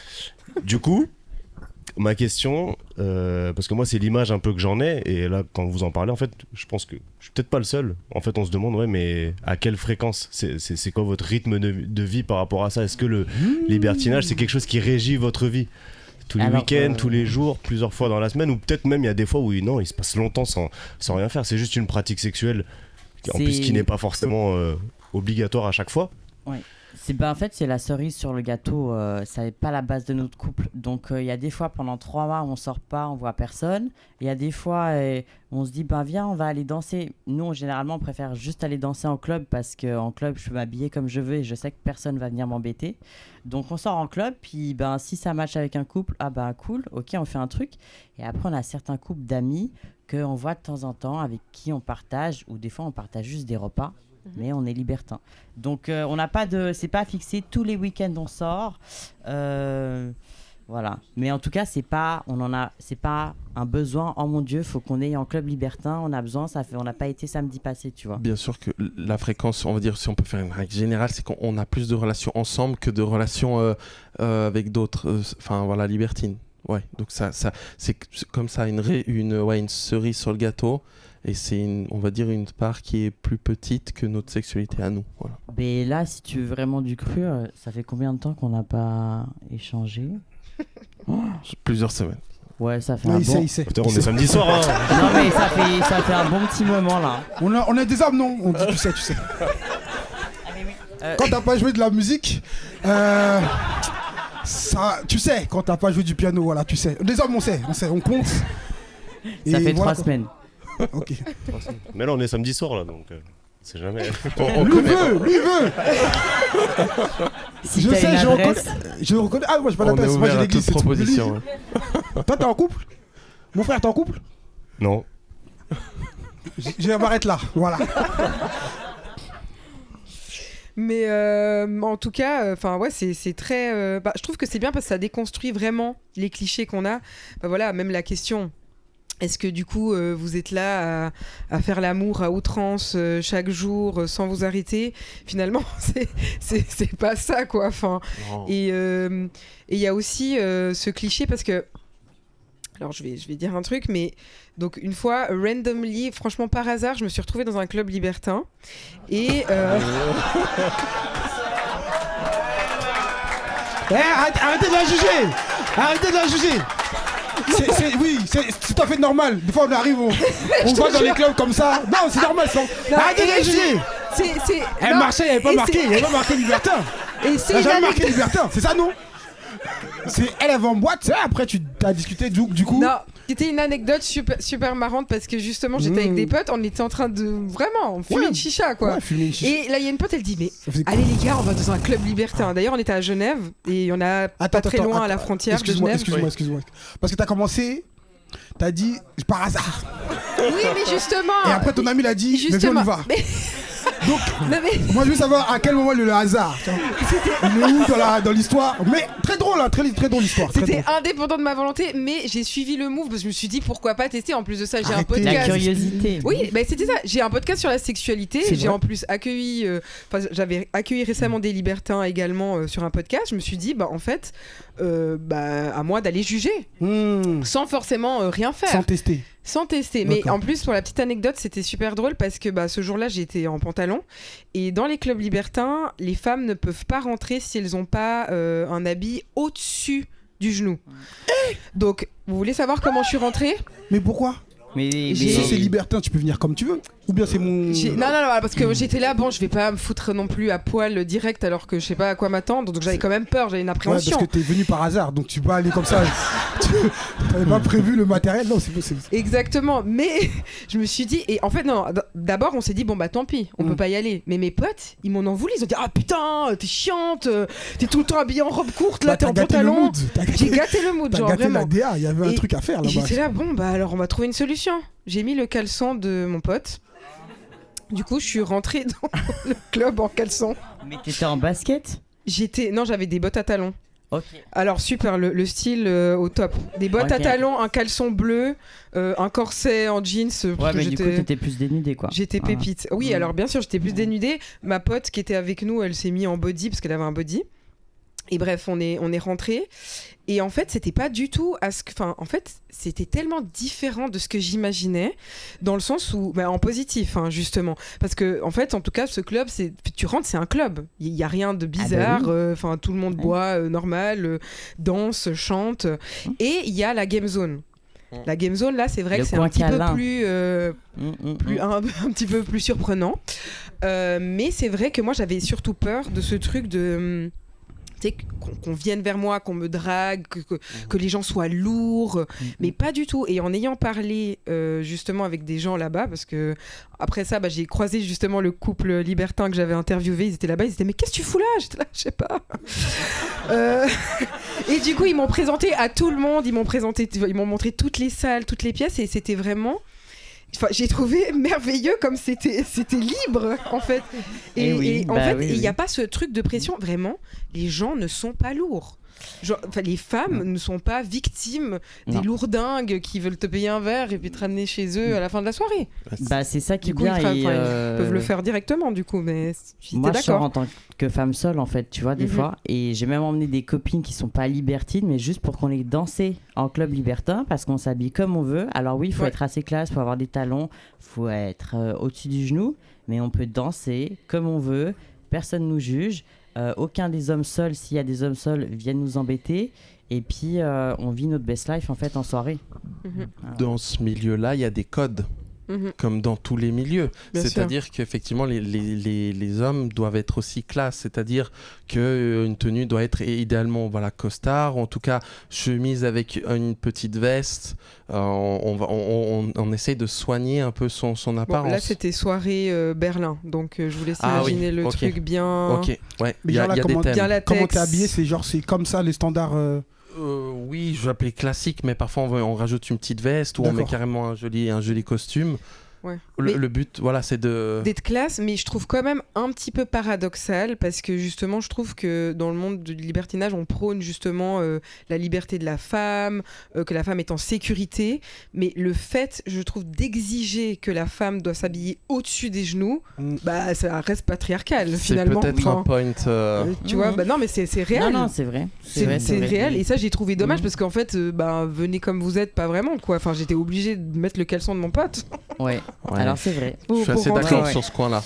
Après, non, je suis d'accord. Non, mais c'est juste. En fait, ça c'est le seul point. J'ai vraiment été fascinée par cette soirée.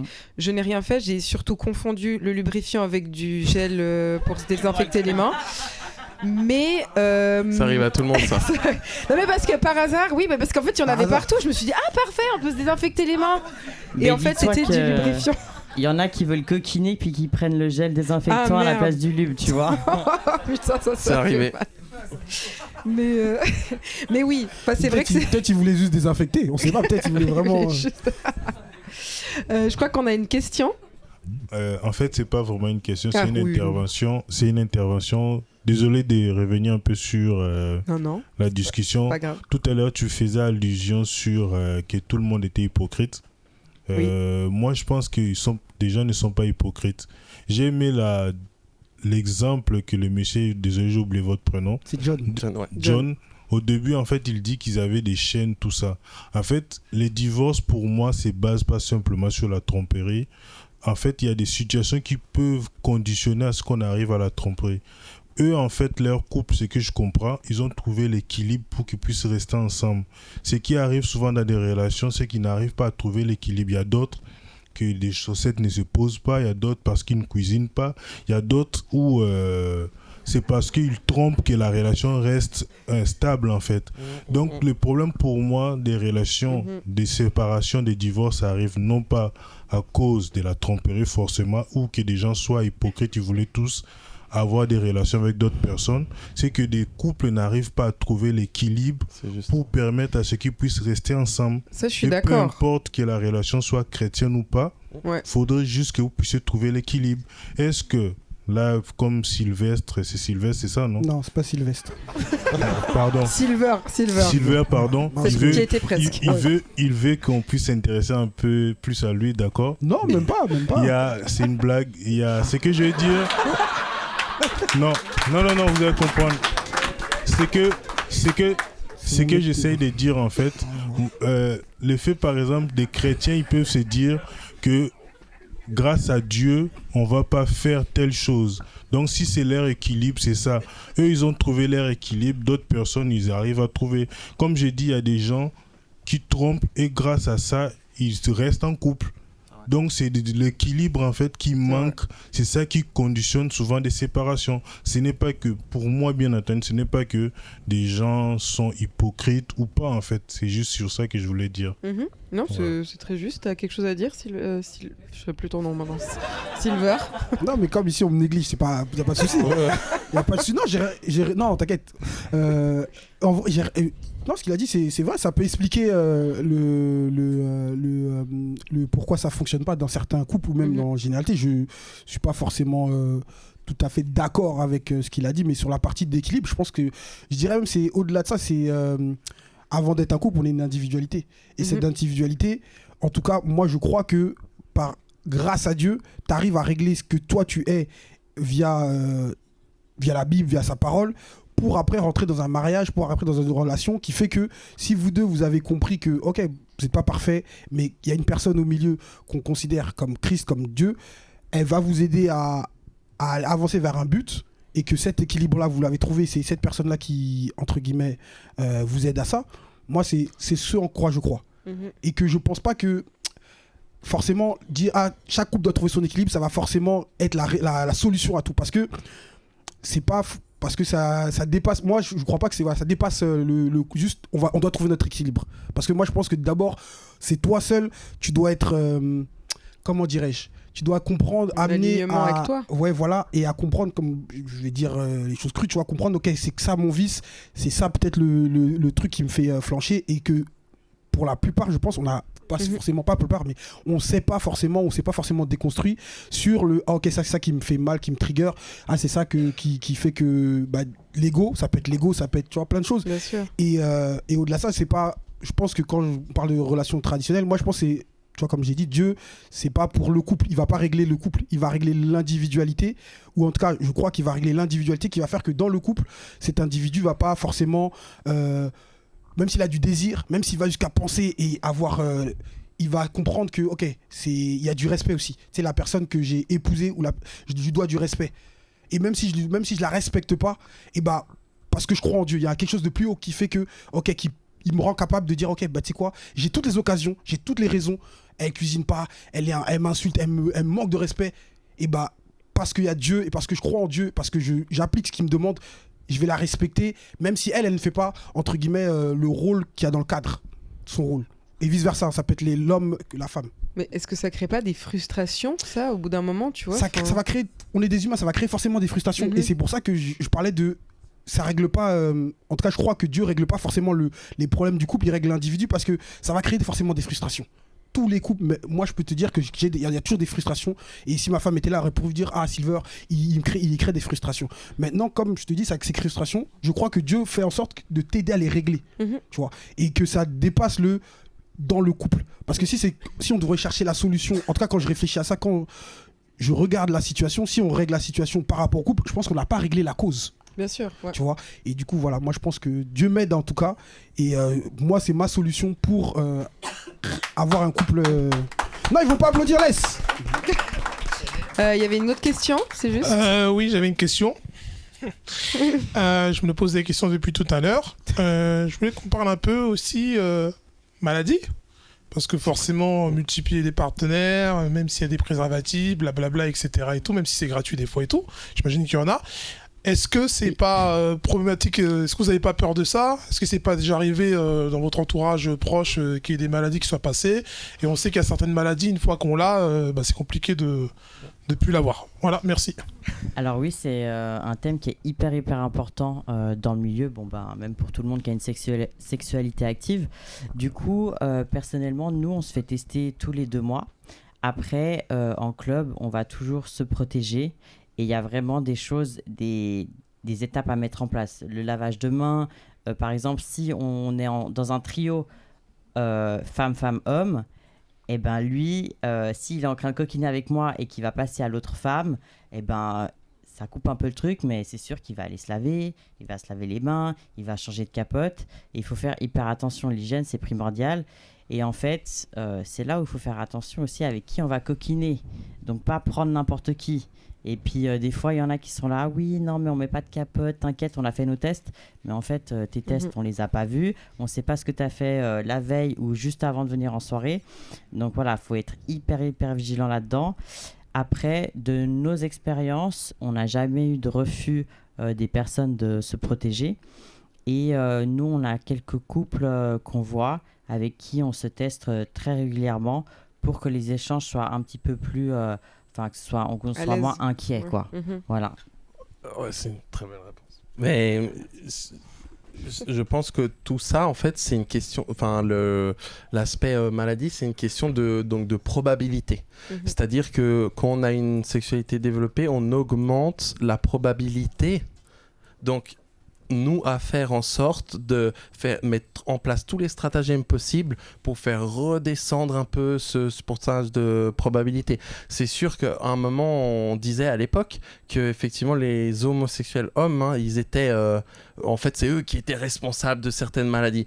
Mais en fait, tout simplement, ils avaient une sexualité qui était plus débridée que le couple hétérosexuel. Donc, la probabilité était plus élevée. Et ils avaient aussi peut-être moins de protection. Mais du coup, il faut prendre en compte, il faut se dire qu'effectivement, on a effectivement des probabilités, nous les libertins, dues à notre sexualité, qui est effectivement plus risquée. Donc, à nous de faire en sorte que les choses se fassent bien, quoi. Bien sûr, ouais. Après, honnêtement, nous, on a déjà été au Cap d'Agde et on a vu des choses au Cap qui étaient plus ou moins douteuses. Franchement, des fois, ils sont peut-être alcoolisés ou sous substance. Et en fait, sous substance ou alcoolisés, il y a des gestes qui s'oublient.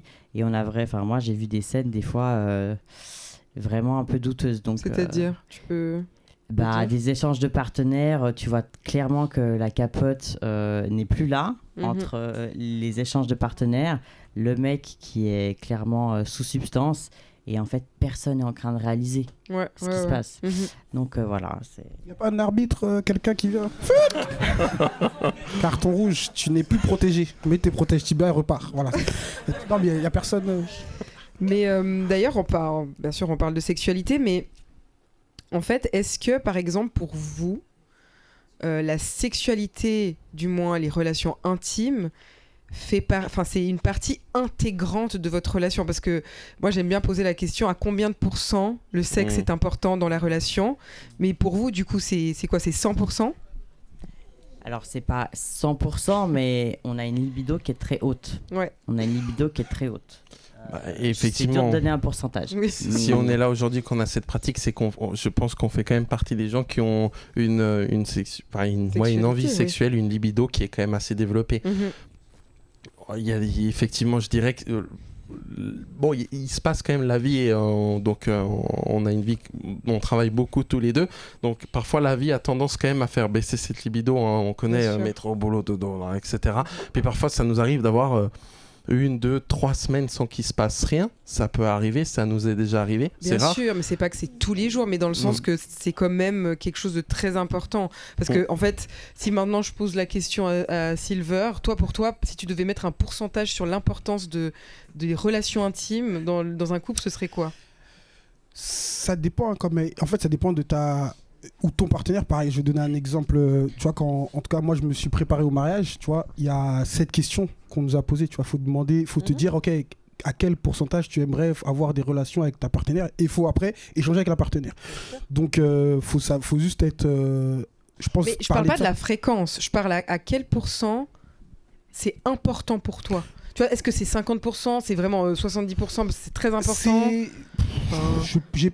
J'ai pas de pourcentage. Parce que non, vous dites moi attendez.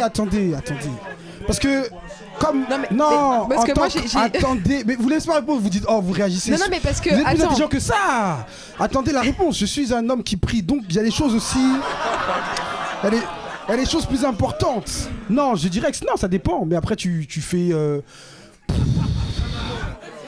Non mais parce que la sexualité c'est pas tout dans un couple, non, mais en même temps un couple. Oui, mais un couple sans sexualité, il fonctionne pas. Non, c'est chaud. Tu vais pas commencer à dire non 10%, c'est faux. Bah voilà, mais c'est pas 100%. Tu vois, ça serait bien sûr, mais tu peux donner un chiffre du coup. Mais attendez.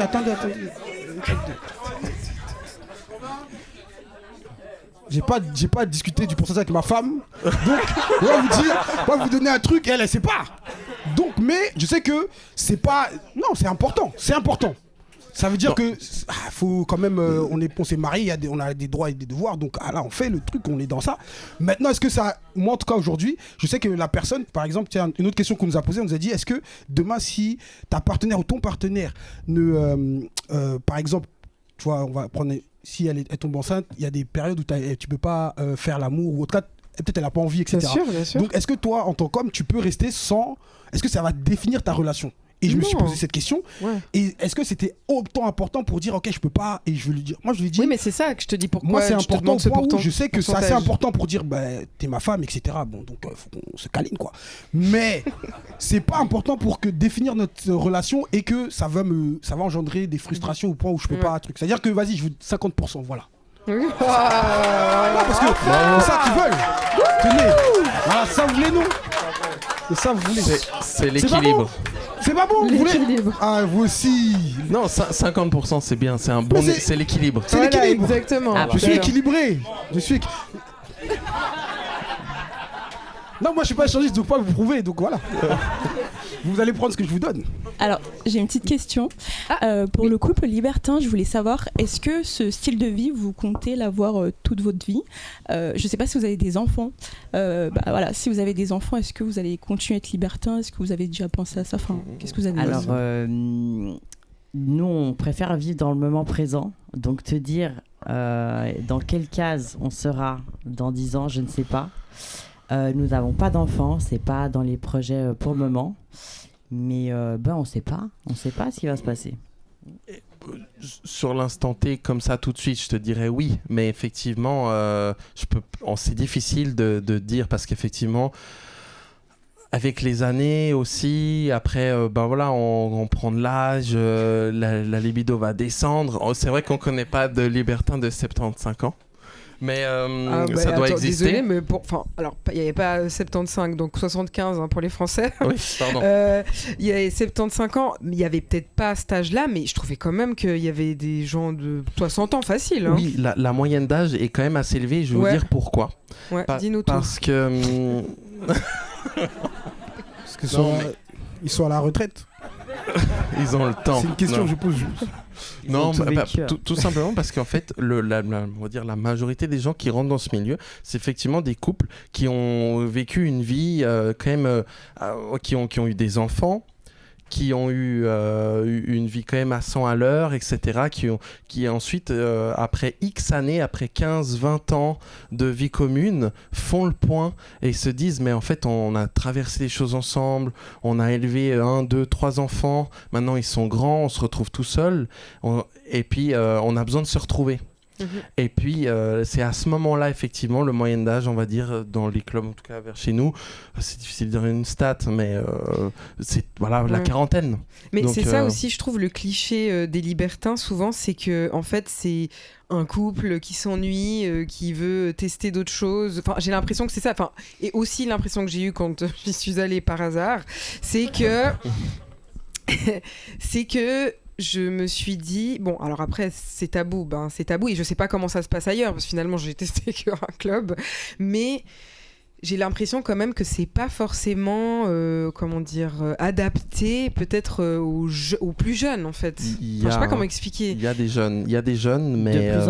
De plus en plus. Ouais. Oui, il y a des jeunes, on va dire que ça va être 18... je peux pas dire plus bas, 18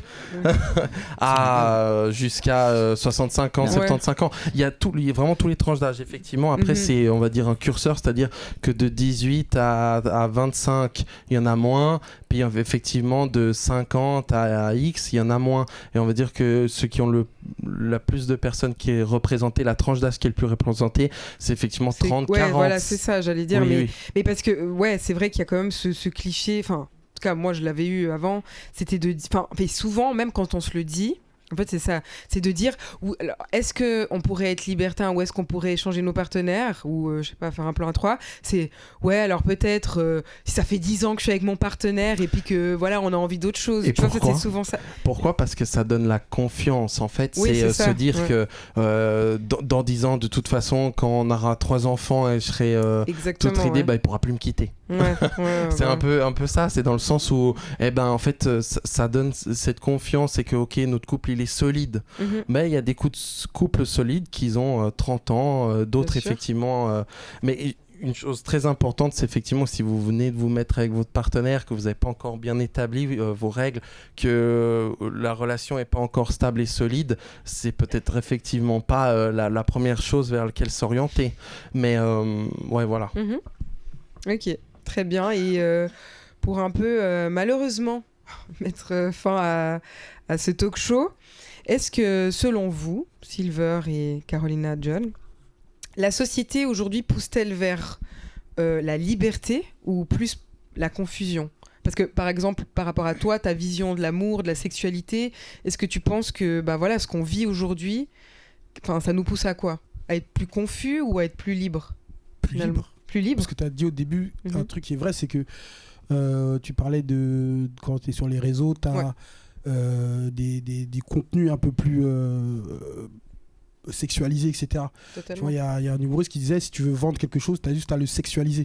Tu vois, et après, tu pourras le vendre. Donc, je pense que la société nous pousse, en tout cas, à être plus libre, à être plus individualiste sur la partie sexuelle. Tu vois, de vraiment dire, ok, en fait, c'est mon corps, je fais ce que je veux et voilà quoi. Donc je pense que la société nous pousse à être plus libre dans ce domaine-là. Ok. Je pensais que tu allais répondre confus parce que justement, de se dire, selon peut-être, tu vois, tes croyances, de se dire, mais en fait non, justement, oui, c'est être plus libre dans un sens, mais est-ce que c'est vraiment bien ?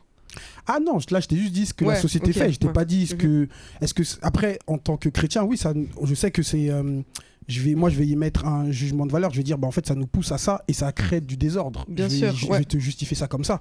Du coup, en tant que chrétien, moi, je suis pas forcément pour ça, tu vois, parce que ça va, c'est, il y a le pourquoi, tu vois. C'est-à-dire qu'il faut comprendre pourquoi entre guillemets, la société se sexualise toutes les choses, toutes les interactions, tu vois. Alors que si tu comprends et si tu, entre guillemets, prends du recul sur ça, tu peux avoir, en tout cas, je crois que par la grâce de Dieu, tu peux avoir des relations saines avec des personnes avec le sexe opposé sans sexualiser. Mais comme on est bombardé d'images, on est bombardé de contenu, on est on nous pousse à être libre, c'est-à-dire qu'on va se dire, en fait, la fille, j'ai envie d'avoir des relations avec elle, je la désire, je sais même pas pourquoi je la désire, parce que j'ai pas conscientisé que, en fait, j'ai été bombardé toute la journée d'images sexualisées, et après, je vais être frustré parce qu'en fait, elle m'a pas répondu, elle a pas répondu à mon DM, elle a pas répondu à mes avances, etc. Ah, j'ai forcé. Après, t'as d'autres contenus qui vont dire, non, t'as raison d'être un mec comme ça qui fait ça. Et après, tu vas dire, je comprends pas, mais pourquoi? Après, tu vas commencer à insulter les femmes, et après, ça va rentrer dans un cercle vicieux, et voilà. Alors que si t'es venu à l'église, je m'arrête là. Très bien, merci. Du coup, pour terminer sur des belles paroles, vous, au niveau de justement du monde d'aujourd'hui, est-ce que vous pensez qu'on nous pousse plus à être libre ou être confus? Je pense qu'on nous apporte beaucoup de choix sans nous apprendre à avoir l'esprit critique pour gérer ce choix. Ce qui crée plus de confusion, en fait. Okay. Alors voilà, je pense qu'on aura les trois le même constat. C'est qu'en fait, effectivement, aujourd'hui, et je dirais heureusement, on a plus de liberté qu'avant. Oui. Ce qui est, je pense, une très bonne chose. Par contre, il faut effectivement, derrière, je pense, une base solide d'esprit critique et puis de conscience pour faire le bon choix et surtout le choix qui nous correspond. Parce qu'effectivement, on a plus de possibilités. Donc, qui dit plus de possibilités, aussi plus de chances de faire des choses peut-être moins bonnes. Et alors, aujourd'hui, j'incite vraiment tout le monde et je pense la base, c'est vraiment la communication, couple ou peu importe. Avec soi-même. Avec soi-même. S'aimer soi-même. C'est ça. Et se dire, aujourd'hui, effectivement, dans la société aujourd'hui, j'ai quasiment toutes les possibilités qui s'ouvrent à moi. Et c'est pour ça aussi, j'espère qu'on fait ce podcast pour éveiller certaines consciences, que ça va informer. On espère qu'on a donné des bonnes informations aujourd'hui ici. Et puis que ça va peut-être ouvrir une petite lumière ou renseigner ou développer simplement l'esprit critique de certaines personnes. Ok, très bien. Merci infiniment en tout cas. Bravo. Et je voulais aussi, du coup, tous vous remercier, un public très participatif, pardon. Et vraiment, c'était incroyable. Merci aux invités, merci à Silver, merci à John, Carolina. Merci à toi de nous avoir invités. Merci à toi. De rien, avec plaisir. Et une petite dernière chose, n'hésitez pas à à télécharger mon e-book qui parle donc de la communication au lit, parce que parfois il y a des moments où on ne sait pas comment communiquer. Tu parlais de la communication. Et c'est vrai que dans ce e-book, j'explique vraiment simplement comment faire pour parler à son partenaire quand on est un peu gêné, quand on a envie de quelque chose ou quand on n'a pas envie de quelque chose, tout simplement. Donc vous avez des petites cartes sur les tables et vous avez un QR code avec un code et une remise de 50%. Voilà, en tout cas, merci infiniment pour ce soir. Merci beaucoup. J'espère à bientôt. C'était 12 piquants et j'espère vous revoir. Voilà. Merci.